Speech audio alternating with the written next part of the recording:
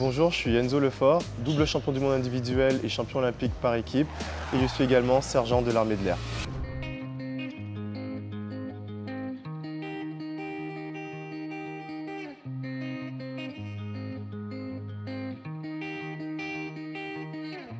C'est l'armée qui est venue vers moi en 2014. Moi je pratique de l'escrime.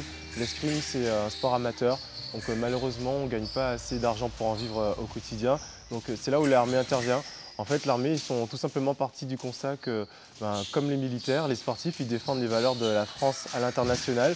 Donc ils aident les petits sports comme le nôtre, comme l'escrime, en nous versant des soldes mensuels pour nous permettre de payer les factures du quotidien. L'armée, ce n'est pas un sponsor dans le sens classique du terme, c'est plus un accompagnateur dans le sens où un sponsor, chaque année, il remet un peu le contrat en jeu, alors que l'armée, c'est vraiment un accompagnement sur le long terme. C'est tout bête, ce sont des choses auxquelles on ne pense pas forcément quand on pense aux athlètes, mais le statut de sportif de niveau est assez précaire dans le sens où, ne serait-ce que pour la retraite, on cotise que 4 années maximum.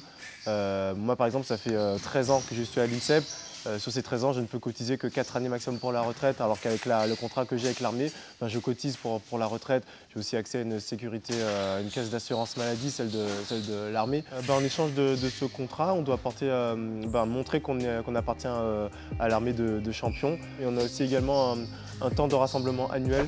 Pendant une semaine, on vit dans la vie d'un militaire. Donc, je sais pas, j'ai déjà tiré au FAMAS, descendu des falaises en rappel, j'ai volé en rafale, enfin voilà, plein de choses qui sont exclusivement réservées à des militaires et qu'on a la chance de pouvoir faire.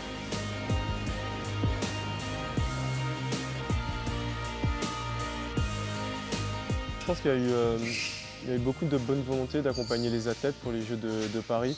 Il y a un dispositif mis en place par l'ANS qui aide à faire en sorte qu'il n'y ait aucun athlète qui vive sous le seuil de 40 000 €, je crois.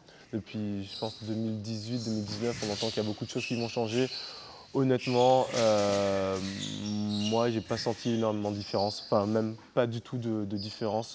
Je pense qu'on aurait pu en faire plus pour aider les athlètes à se préparer pour ces Jeux de Paris, surtout quand je compare aux précédentes éditions. Les Anglais, les Brésiliens, les Japonais, ils ont mis énormément de moyens sur le sport de haut niveau, notamment le sport de très très haut niveau. Et on verra bien. Après, on a la chance en France d'être une nation de sport. Donc je suis convaincu qu'on ramènera de nombreuses médailles avec cette équipe de France olympique.